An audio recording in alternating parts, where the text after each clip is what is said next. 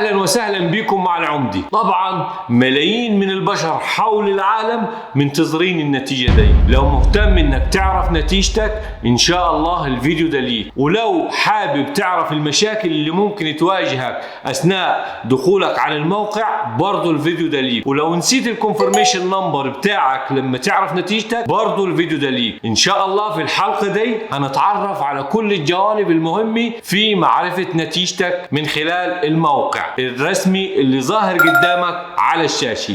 لو ما اشتركتش في القناة اشترك في القناة، وما تنساش تعمل لايك وشير عشان الفايدة تعم للغير.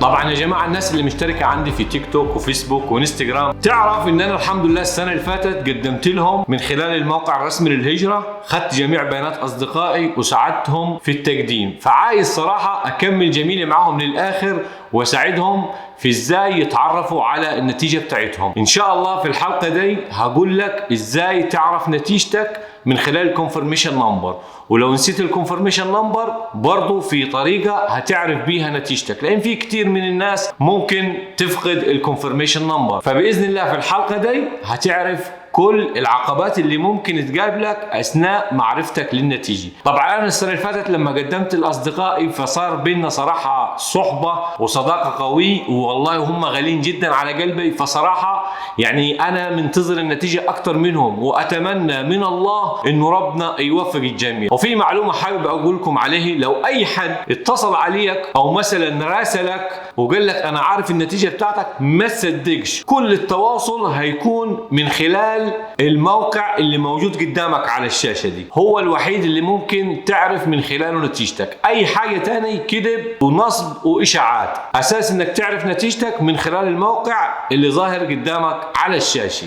فصراحة انا عملت الفيديو دي لان جاتني استفسارات كتير ومسجات كتير على فيسبوك وتيك توك، الناس عايزة تعرف نتيجتي، انت بنفسك لازم تعرف النتيجة. فانا عملت الفيديو دي ليكم بصراحة عشان تعرف نتيجتك من خلال الفيديو اللي هتشوفه دلوقتي. وفي ملحوظة مهمة حابب انوه عليه، قناتنا يا جماعة مختصة بكل حاجة داخل امريكي. مثلا انت لما تيجي ان شاء الله وتكسب اللوتري ودخلت امريكا هنا هتقابلك بعض المشاكل او الصعوبات في الايجار، في ازاي مثلا تشتري عربية، كل الحاجات دي هتلاقيها عندنا ان شاء الله في القناة. انا كل اسبوع بعمل فلوج من داخل امريكي، اولا بيبقى فلوج ترفيهي وتروحي، وبنفس الوقت بيبقى مدعم بكل المعلومات اللي تفيدك في وجودك هنا داخل الولايات المتحدة. فما تنساش تعمل لايك وشير وتعمل سبسكرايب. لو ما اشتركتش في القناة حاول تشترك في القناة عشان يوصلك كل جديد، لانك هتكون جاي البلد هنا ومحتاج لكل معلومة. فان شاء الله قناتنا مختصة بالمعلومات اللي تفيدك باذن الله. ودلوقتي ان شاء الله هنتوجه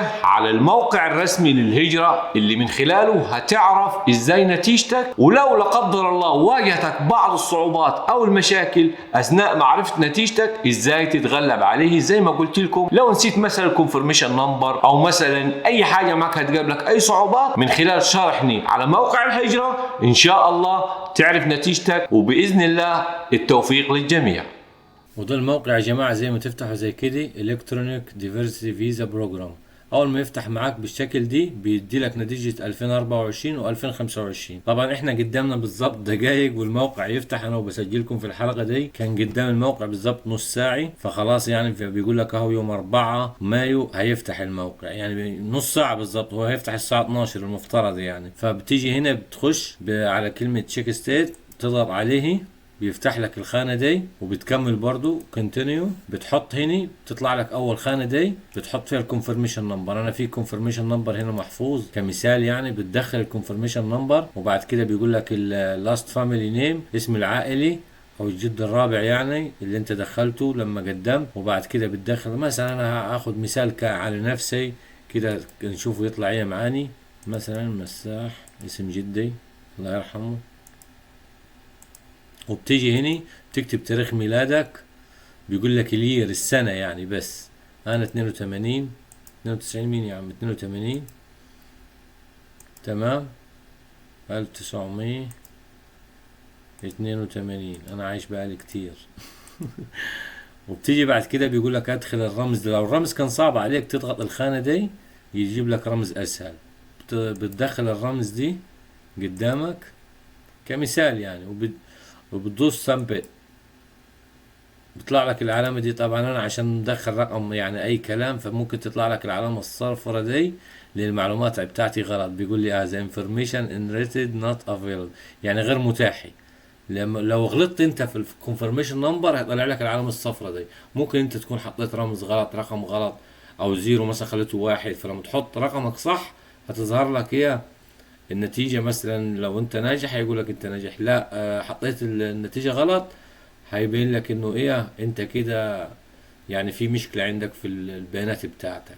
وفي حاجة تاني برضو هقول لك عليه، هنا بيقول لك ايه forgot confirmation number. لو انت نسيت الكونفرميشن نمبر بتاعك بتضغط على السهم دي اللي هنا بيقول لك forgot confirmation number، بتضغط عليها بيقول لك دخل السنة بتاعت التقديم 2024 طبعا مثلا يعني، وبعد كده بيقول لك دخل اللاست فاميلي نيم الجد الرابع بتاعك، وبتدخل هنا الفيرست نيم وهنا اللاست نيم، وبتدخل هنا الميدل نيم الاسم الاوسط يعني مثلا بتاعك، وبتيجي هنا تاريخ الميلاد المانس الشهر واليوم والسنة تمام، وبتيجي هنا تدخل الايميل بتاعك وتدخل الرمز اللي قدامك فيه، الرمز اللي موجود ده بتدخله برضو، لو كان صعب زي ما قلت لك تغيره من هنا، وبعد كده تدوس ايه سامبق، تضغط على سامبق يجيب لك الرقم الكونفرميشن نمبر.